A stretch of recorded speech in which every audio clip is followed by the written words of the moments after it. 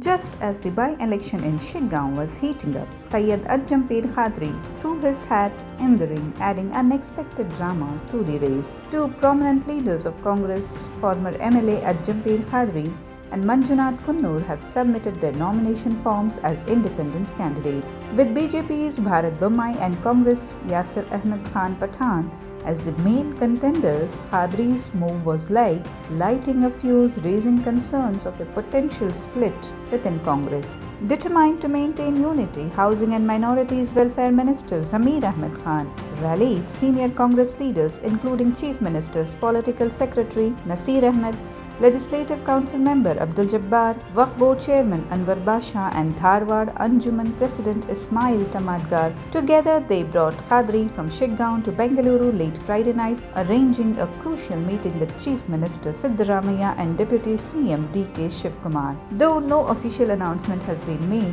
Khadri is expected to withdraw his nomination on October 30 after weighing the party leaders' assurances. Congress is my priority, Khadri said, signaling his likely commitment to the party's unity. As the November 13 election approaches, Khadri's decision leaves everyone wondering if this unity will give Congress the edge over BJP in this tightly contested race. ನಮ್ಮ ಪಕ್ಷ ಗೆಲ್ಲಬೇಕು, ಈ ದೇಶದಲ್ಲಿ ರಾಜ್ಯದಲ್ಲಿ ಮತ್ತೆ ಅಧಿಕಾರದಲ್ಲಿ ಇರಬೇಕು.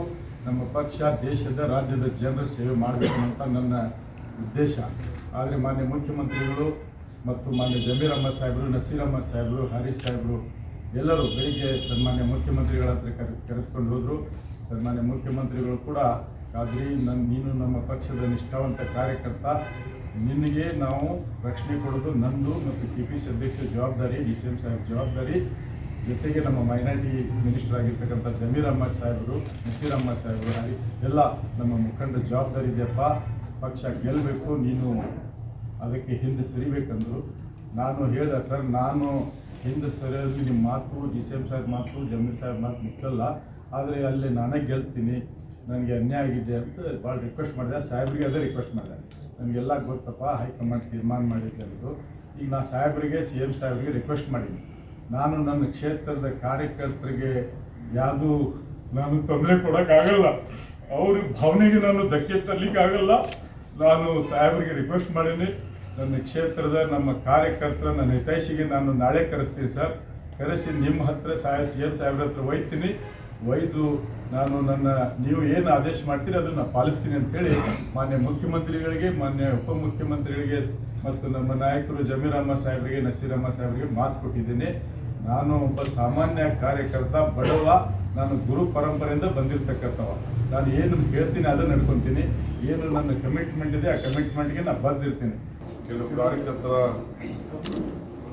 ಒತ್ತಡದ ಮೇರೆಗೆ ಒಬ್ಬ ನಮ್ಮ ಖಾದ್ರಿ ಅವರು ಒಂದು ಇಂಡಿಪೆಂಡೆಂಟಾಗಿ ಒಂದು ನಾಮಿನೇಷನ್ ಫೈಲ್ ಮಾಡಿದ್ದಾರೆ. ಖಾದ್ರಿನ ನಾನೇ ಕಾಂಗ್ರೆಸ್ ಪಕ್ಷಕ್ಕೆ ಹಿಂದೆ ಸೋನಿಯಾ ಗಾಂಧಿಯವರ ಸಮ್ಮುಖದಲ್ಲಿ ಕೃಷ್ಣರಾವ್ ಚೀಫ್ ಮಿನಿಸ್ಟರ್ ಆಗಿದ್ದರೆ ನಾನೇ ಸೇರಿಸಿದ್ದೆ. ಅವರು ಜನತಾದಳದಲ್ಲಿ ಗೆದ್ದಿದ್ರು.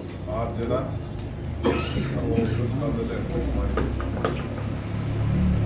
ಅವರಿಗೆ ಕಳೆದ ಎಲೆಕ್ಷನಲ್ಲಿ ನಾವು ಟಿಕೆಟ್ ಕೊಡಬೇಕಾಗಿತ್ತು, ಕಾರಣಾಂತರದಿಂದ ಮಿಸ್ ಆಯಿತು. ಈಗೂ ಕೂಡ ಅವರ ಹೆಸರು ಭಾಳ ಪ್ರಮುಖವಾಗಿ ಇತ್ತು. ಆದರೆ ಪಕ್ಷ ಇನ್ನೊಂದು ಚಾನ್ಸ್ ಕೊಡಬೇಕು ಅಂತೇಳಿ ಇವತ್ತು ನಾವು ಪಠಾಣ್ಗೆ ನಮ್ಮ ಹೈಕಮಾಂಡ್ ಘೋಷಣೆ ಮಾಡಿದೆ. ಇವತ್ತು ನಾನು ಅವರ ನೋವು, ಅವರ ದುಃಖ, ದುಮಾನ ಎಲ್ಲ ಗಮನಿಸ್ತೇನೆ. ಖಾದ್ರಿ ಅವರಿಗೆ ಪಕ್ಷ ಅದಕ್ಕೆ ಸಮಾನಾರ್ಥವಾದಂಥ ಅರ್ಥ ಇರ್ತಕ್ಕಂಥ ಒಂದು ಅಧಿಕಾರ ಕೂಡ ಕೊಡ್ತೇವೆ ಅಂತ ಹಿಂದೂ ಹೇಳಿದ್ದೇವೆ, ಇವತ್ತು ಹೇಳ್ತೀವಿ, ನಾಳೆನೂ ಹೇಳ್ತೀವಿ.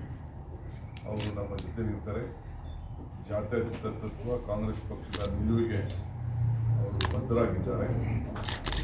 ಸೊ ಅವರು ನಮ್ಮ ಹತ್ರೆಲ್ಲ ಚರ್ಚೆ ಮಾಡಿದ್ದಾರೆ. ಇಷ್ಟೇ ಭಾಳ ಪ್ರಾಮಾಣಿಕವಾದಂಥ ವ್ಯಕ್ತಿ. ಸೊ 30ನೇ ತಾರೀಕು ಅವ್ರು ಹೋಗಿ, ನಾಳೆ ಒಂದಷ್ಟು ಜನ ಲೀಡರ್ಸ್ ಕೂಡ ನಾವು ಕರೆಸ್ತಾ ಇದ್ದೇವೆ. ಸೊ ಅವ್ರು ಹೋಗಿ 30ನೇ ತಾರೀಕು ವಿಡ್ರಾ ಮಾಡೋಂಥ ತೀರ್ಮಾನ ಕೂಡ ಅವರು ಮಾಡಿದ್ದಾರೆ. ಪಕ್ಷ ಗೆಲುವಿಗೆ ಅವರು ಶ್ರಮಿಸ್ತಾರೆ. ನಮ್ಮ ಅಭ್ಯರ್ಥಿನ ಕೆಲಸಕೊಂಡು ಬರ್ತಾರೆ. ಖಾದ್ರಿ ಅವರ ತ್ಯಾಗ ಕಾಂಗ್ರೆಸ್ ಪಕ್ಷ ಅವ್ರನ್ನ ಗುರುಸ್ತದೆ.